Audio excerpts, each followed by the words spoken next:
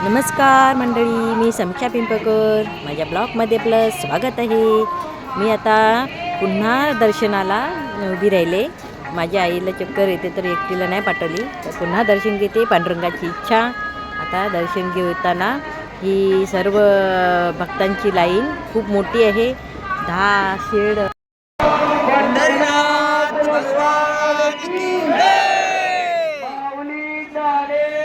महाराज की जगद्गुरु तुकाराम महाराज की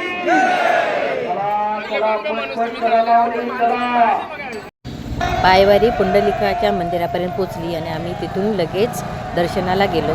तर दर्शनाला रांग खूप मोठी होती. 10 शेड जाऊन सुद्धा पुढची एक लाईन खूप मोठी होती आणि मग त्या दर्शनाला आम्हाला 7 तास लागले. ही बघा आता गर्दी एवढी आहे.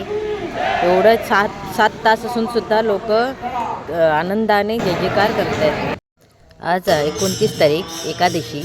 तर एकादशीच्या दिवशी पालखी आता पंढरपूरच्या मंदिराला, विठ्ठलाच्या मंदिराला प्रदक्षिणा घालणार.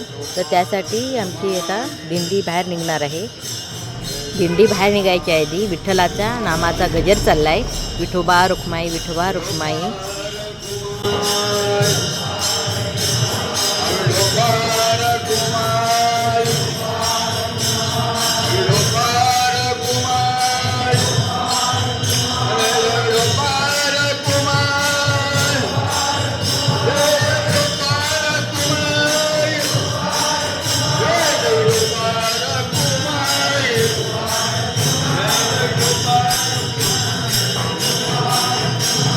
विठू माऊलीचा गजर करून पालखी दिंडी आता बाहेर निघाली. ही सर्व श्री तुकाराम महाराजांनी घालून दिलेली प्रथा आहे. तर आपली भाविक लोक ती चालवतात आणि मोठ्या श्रद्धेने, विश्वासाने, आनंदाने एवढे ते पायवारी चालून आले 9 दिवस. तरीसुद्धा त्यांच्या चेहऱ्यामध्ये उत्साह काही कमी नाही. आम्ही जो पंढरपुरात आनंद लुटला तो आनंद मी तुम्हाला यूट्यूबच्या मार्फत दाखवत आहे. ज्ञानोबा तुकाराम, ज्ञानोबा तुकाराम या भजन अभंग म्हणत पूर्ण विठ्ठलाच्या मंदिराला प्रदक्षिणा घातल्या जाणार. समोर चालू आहे तरी आडवा टाकता मध्ये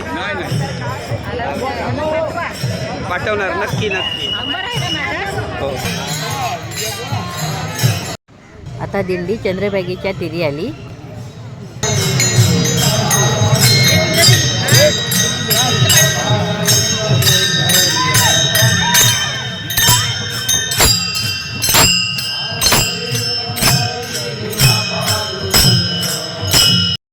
चंद्रभागा कशी भाविकांच्या गर्दीने ओसांडून वाहते. चंद्रभागा आणि पुंडलिकाचं मंदिर या मार्गाद्वारे मंदिराला प्रदक्षिणा घातली जाणार. आणि आता पुंडलिकाच्या मंदिराच्या इथे आम्ही आलो आहोत. इथे आता अभंग आरती करून पालखी पुन्हा पुढे जाणार.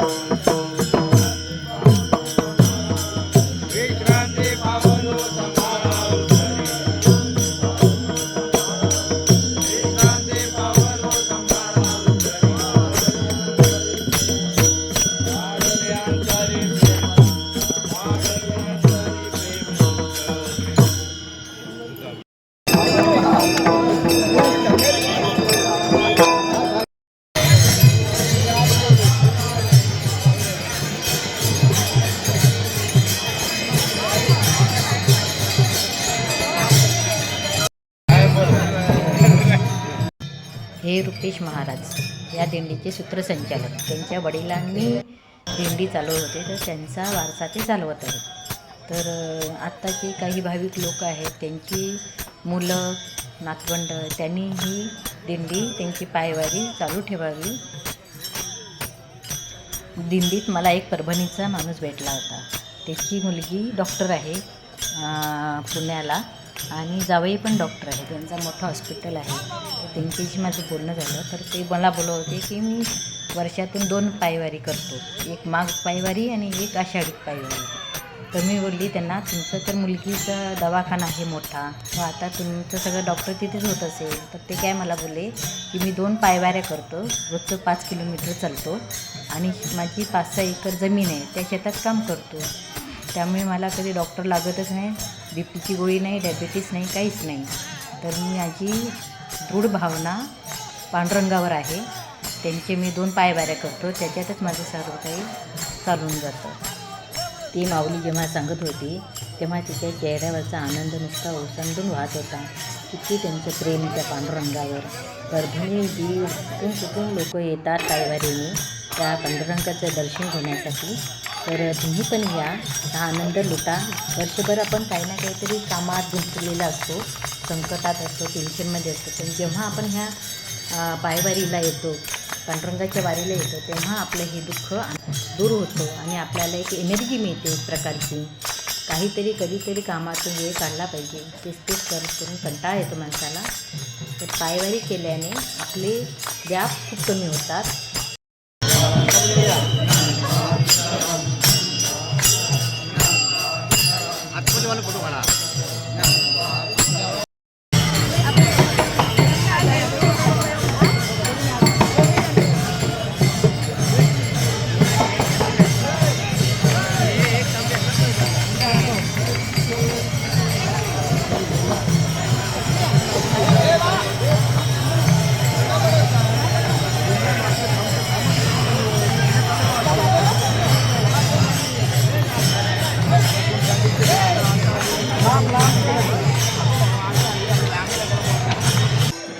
हा जन्म पुन्हा नाही. हा आनंद तुम्ही आत्ताच लुटा. स्वर्गात सुद्धा तुम्हाला हा बघायला मिळणार नाही असा हा आनंद.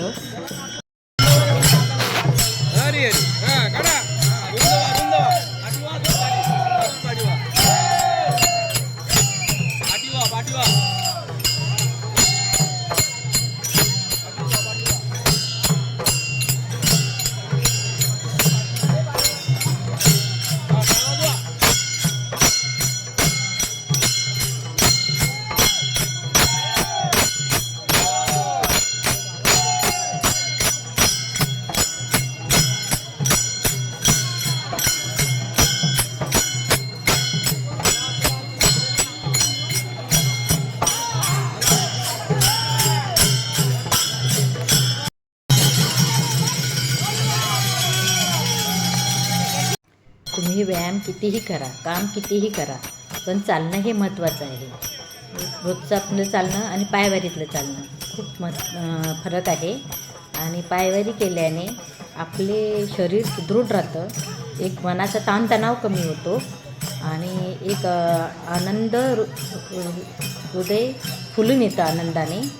तर तुम्ही ही पायवारी आवर्जून करा, एकतरी करा पायवारी वर्षातून.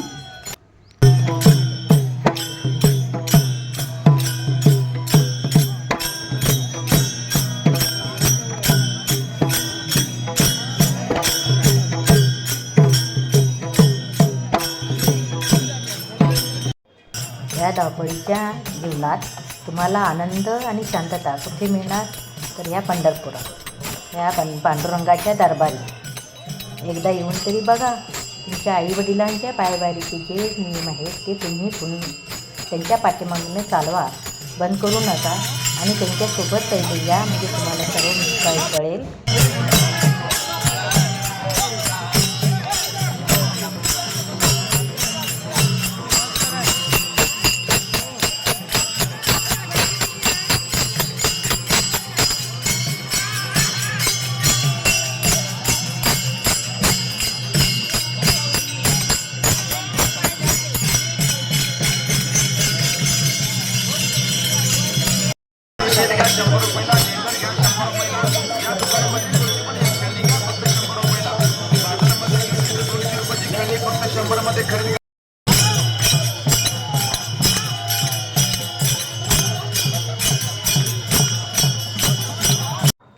प्रत्येक मंदिराच्या ठिकाणी दिंडी थांबून तिथं अभंग म्हणून आरती करून पुढे जाते. आता निवृत्तीनाथ मंदिर मी ऐकलं, ज्ञानेश्वर मंदिर, कृष्णाचं मंदिर, असे मंदिर जिथे जिथे आहेत, सीमा आहे, तिथे थांबून भजन अभंग आरती करून दिंडी पुढे सरकली जाते.